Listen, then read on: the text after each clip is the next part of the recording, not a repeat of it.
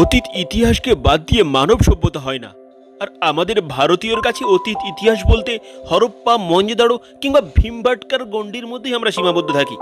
কিন্তু জানেন কি বন্ধুরা, আমাদের বাড়ির পাশে মাত্র কলকাতা থেকে 200 কিলোমিটারের দূরত্বের মধ্যে বেলপাহাড়িতেও প্রাচীন মধ্য নব্যপ্রস্তর যুগ থেকে শুরু করে লৌহ তাম্রপ্রস্তর যুগের প্রচুর নমুনা মিললেও সংরক্ষণের অভাবে ধুঁকছে এই বেলপাহাড়ি সহ সমগ্র অঞ্চল।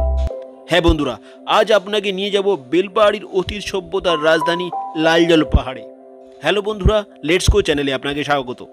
এই চ্যানেলে প্রথমবার এসে থাকলে অবশ্যই চ্যানেলকে সাপোর্ট করার জন্য সাবস্ক্রাইব করুন এবং ভিডিও ভালো লাগলে লাইক করুন ও বন্ধুদের মধ্যে শেয়ার করুন। চলুন বন্ধুরা, শুরু করা যাক। আগের দিনে আমরা কেতকি লেকের ধারে ক্যাম্পিং করেছিলাম, আশা করি দেখেছেন। সেটার লিঙ্ক আমি ডান দিকের ওপরে দিলাম। এখন আমরা কাঁকড়াঝোড়ো হয়ে যাচ্ছি। তবে এখানেই দেখতে পাচ্ছেন ডান দিকের বাড়ি ফাড়ি এগুলোই হচ্ছে গিয়ে হোমস্টে। যেহেতু কেতকি লেক পাশে আমরা কালকে রাত্রে ছিলাম, তাই আজকে আমরা আর কাঁকড়াঝোড়ে থাকছি না। বন্ধুরা, আমরা এখন দাঁড়িয়ে আছি কাঁকড়াঝোড়ে। আমরা এই কাঁকড়াঝোড়ে, এটা হচ্ছে মোড়, কাঁকড়াঝোড় পেছনে লেখা আছে, দেখাচ্ছি 0 কিলোমিটার। আর এ পাশ থেকে দেখতে পাচ্ছেন এদিক থেকে যাওয়া যায়, এদিকে বান্দোয়ান যাওয়া যায়, যুক্তি আমঝর্ণা আমরা যাচ্ছি না এবারে। আর এই পাশে বান্দোয়ান, বাঁশপাহাড়ি, চাকাডোবা এই রাস্তাতে চলে যাবে। তো আমরা ওই দিকেই যাবো। আর ঝাড়গ্রাম এই দিক থেকে আসছে, ঝাড়গ্রাম, শিলদা, বেলপাহাড়ি এই রাস্তা দিয়ে আসছে, এসে এদিকে আমঝর্ণার দিকে যাচ্ছে। বন্ধুরা, কাঁকড়াঝোড় থেকে চাকাডোবার রাস্তাটা এত মার্ভেলাস, যেটা ময়ূর ঝর্ণার পাশ দিয়ে যাচ্ছে। ওহো, এক কথায় অসাধারণ। তাই কিছুক্ষণের ক্লিপিংস দিচ্ছি, এনজয় করুন, তারপরে আপনাকে লালজল।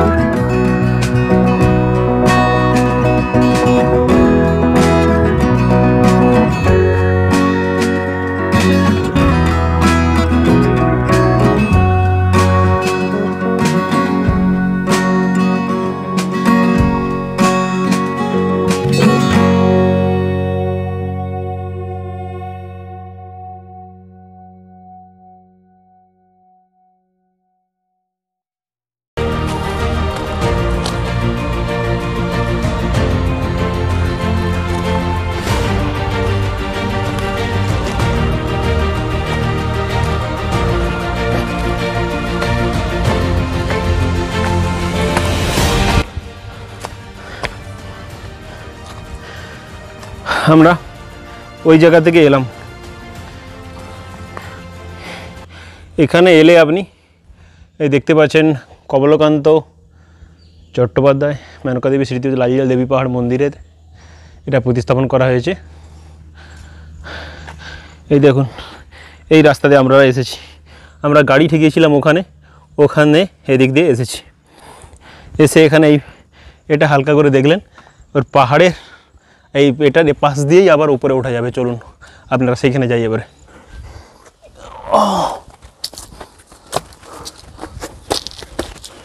বসে বসে যেতে হবে এখানে। উপরে গুহাটা স্যার আসল, চলে আসুন। এই গুহাতেই আদিম মানুষরা থাকতো। এই জায়গাটা পুরো খাড়াই রাস্তা। স্যার একটু তাহলে ওয়েট করুন, আমরা ঘুরে আসি। দেখুন কোন রাস্তায় যাব, দেখুন এই পুরো চড়াই, তবে উঠতে সময়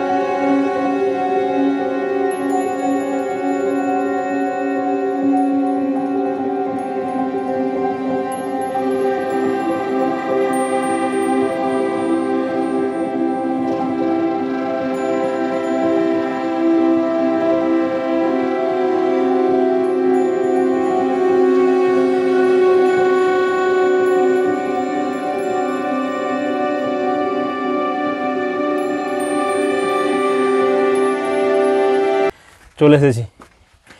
এই দেখতে পাচ্ছেন গুহা, এইখান দিয়ে বসে বসে বসে বসে যাওয়া যেহেতু এক সময়, তারপরে এটা বন্ধ হয়ে গেছে এক প্রকার। লালজল পাহাড়, আপনি এখানে এসে ঘুরে যেতেই পারেন। প্রকৃতির যে পাথরের যে এগুলো, প্রকৃতির যে যখন তৈরি হয় প্রকৃতি বলুন বা পাহাড় বলুন বা পাথর বলুন, যখন প্রকৃতি তৈরি হয় পাহাড় পাথর, তখন হচ্ছে কিছু কিছু জায়গায় গুহা ফাঁক ফোকর থেকে গেছে। সেই গুহাতেই রামশরণ যে সাধু তিনি এসে ধ্যান ফ্যান করতেন, বা তারও আগে আদিম মানুষ কিন্তু এই জায়গায় বন্য পশুদের থেকে বাঁচার জন্য এই জায়গাতেই কিন্তু অবস্থান করতো। এই জায়গাতেই বিভিন্ন রকম আগেকার দিনের কুড়োল বা অস্ত্র শস্ত্র তীর ধনুক সব পাওয়া গেছে, যা বর্তমানে এখানের স্থানীয় মানুষের কথা অনুসারে সেটা মিউজিয়ামে আছে কলকাতার। আমরা এখন লালজল গুহার ওপরে চলে এসেছি। অনেকটা খুবই মানে বিপদ সংকুল রাস্তা আছে, পাথরের এমনিতে প্রথমে চড়াই খাড়াই সিঁড়ির পরে এবার দুটো পাহাড়ের এরকম পাথর, তার মধ্যেখান দিয়ে আপনাকে আসতে হবে, যা অনেকটাই মানে মানে কি বলবো, আপনি যদি ঠিকঠাকভাবে মানে ফিট হন তবেই আসবেন, নাহলে আমি রেকমেন্ড করব না। এখানে এলেই পাবেন আদিম মানুষের গুহা।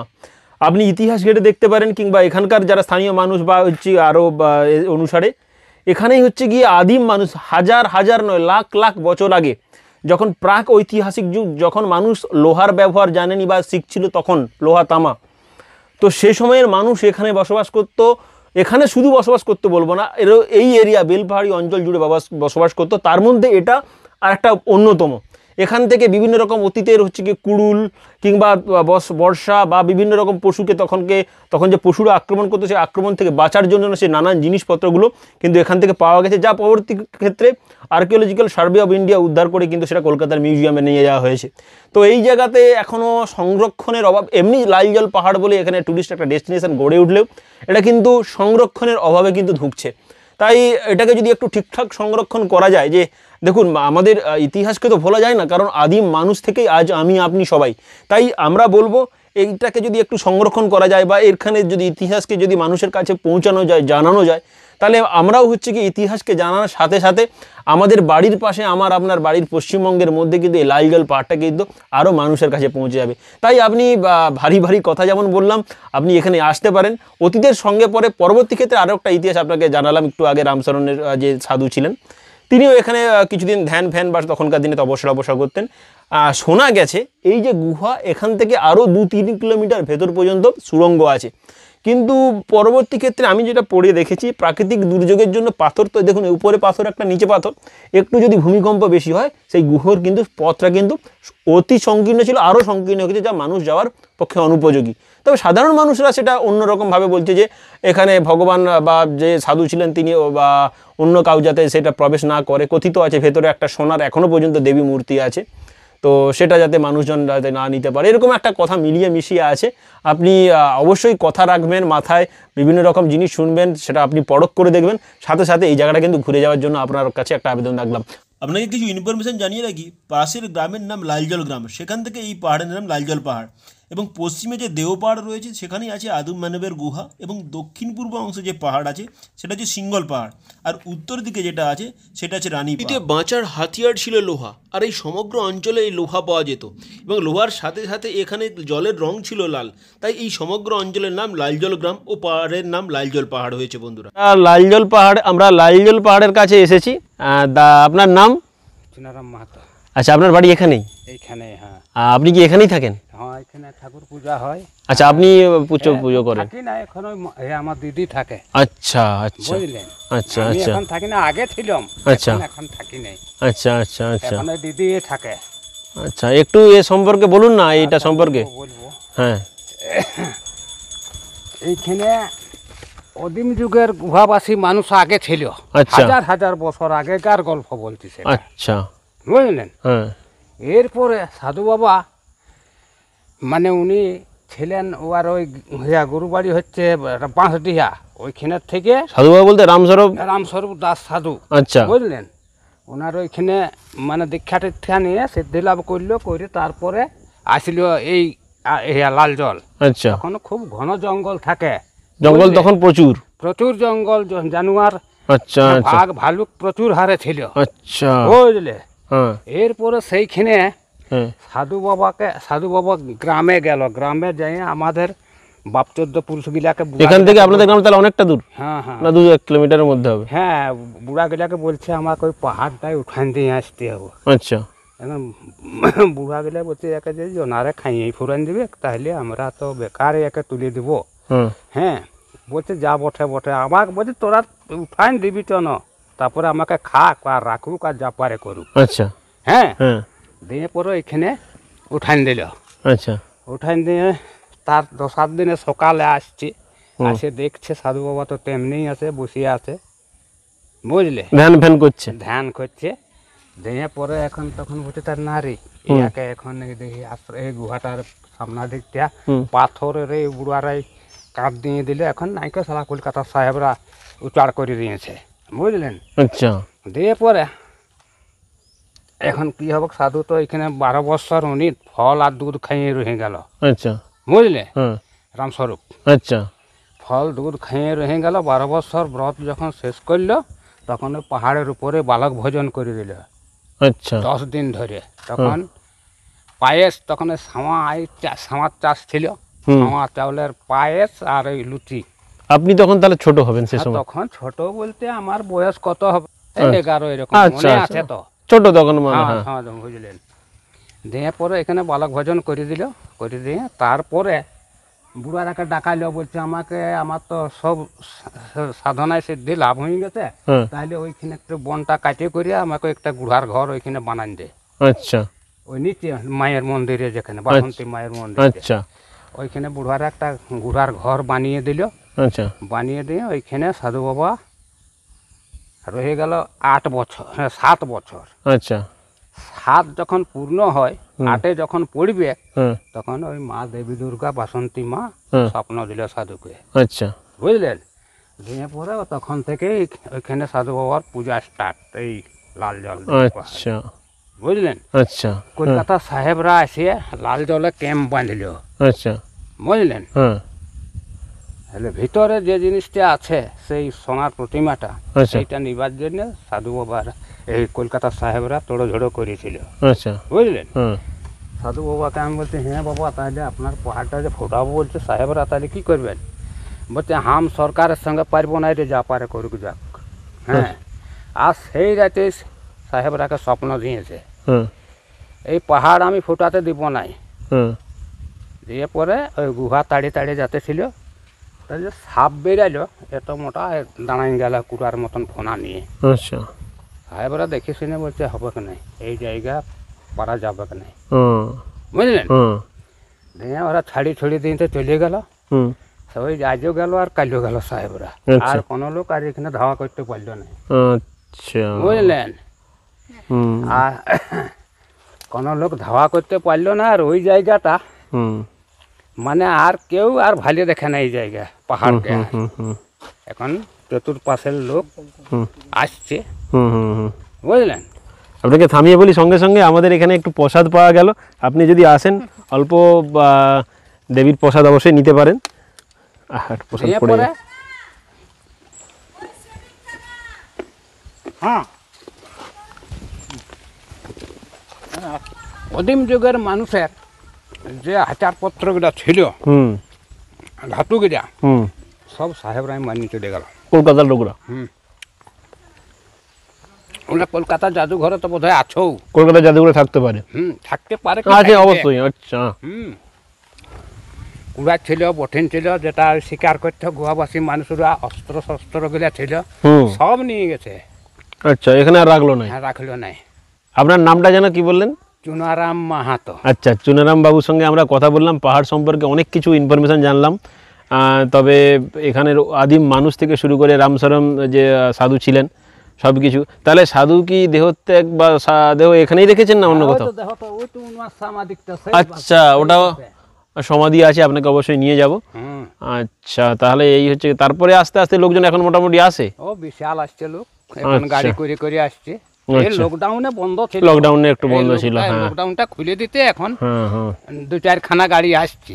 আপনি সেই ওই আদিম যুগে যে কুড়াল ফুড়ালগুলো চোখে দেখছেন? ওগুলো দেখিয়েছিল, এগুলো মাটির তলে সব টুকান ছিল তো। আচ্ছা, যখন নাগল করা হয় না, আচ্ছা, তখন বেরাইন ছিল। ওটা কি নিচে বেরিয়েছিল না উপরে? না, এগুলা কটা পাশাপাশি বিভিন্ন জায়গায় ভুঁইয়ের তলে ছিল আর কি। আচ্ছা আচ্ছা। আর বাকিগুলো উপরে ছিল। আচ্ছা। ওগুলা সব তো সাহেবরা মারি নিয়ে পালালো। আচ্ছা। হুম। সোনার প্রতিমাটা আছে ভিতরে, এখনো আছে সোনার প্রতিমা? এখনো আছে। কেউ বের করতে পারবে না? না, পারবে কি নাই।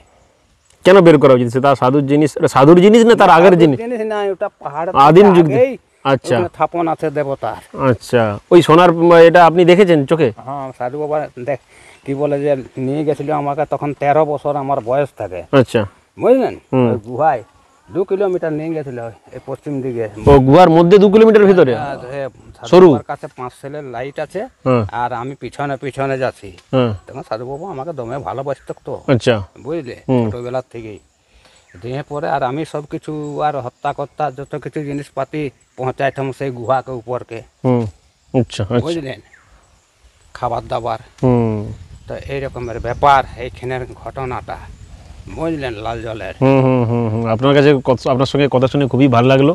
ভিডিও ভালো লাগলে লাইক করুন, লাইক করার সাথে সাথে বেল নোটিফিকেশন আইকন অল করে দিন, সাবস্ক্রাইবের পাশে যেটা থাকে। আর ভিডিও যদি ভালো লাগে বন্ধুদের সঙ্গে শেয়ার করুন। চলুন বন্ধুরা, এবার আমরা নিচে যাব ও আর আগামী ভিডিওতে আপনার সঙ্গে দেখা হচ্ছে। ততক্ষণের জন্য টাটা।